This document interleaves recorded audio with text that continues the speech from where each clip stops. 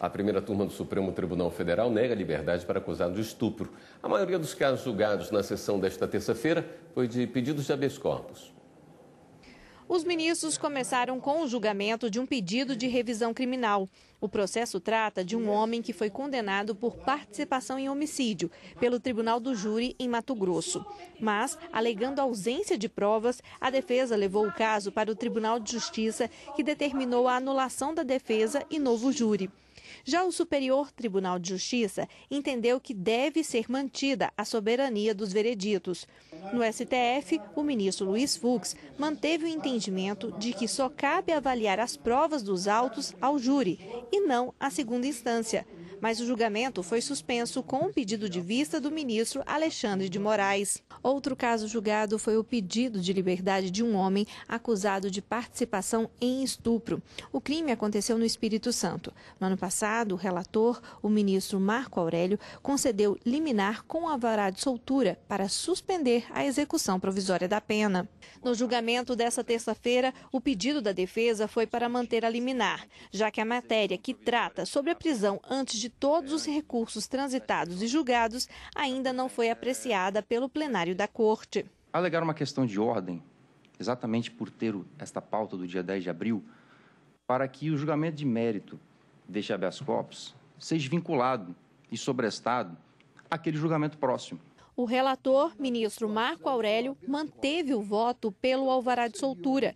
Já o ministro Luiz Roberto Barroso divergiu e ressaltou a gravidade do crime. Aqui é uma hipótese manifesta de prisão preventiva, independentemente da discussão sobre execução ou não da pena em segundo grau. Porque um estupro praticado nessas circunstâncias revela uma pessoa evidentemente perigosa. Por maioria de votos, a primeira turma do STF negou o pedido de habeas corpus. E a consultora jurídica da TV Justiça, Karina Zucolotto, acompanhou a sessão e tem outras informações para a gente. Boa noite, Karina. Boa noite, Érica. Oi, Karina. Boa noite. Mandado de segurança contra a decisão do CNJ foi um dos temas discutidos na primeira turma, né? Além dos vários habeas corpus que estavam pautados, todos da relatoria do ministro Marco Aurélio, mandados de segurança também da relatoria do ministro Marco Aurélio e contra a decisão do CNJ. Em um deles, os ministros iniciaram o julgamento desse mandado de segurança, mas acabou sendo interrompido em razão de um pedido de vista do ministro Luiz Roberto Barroso.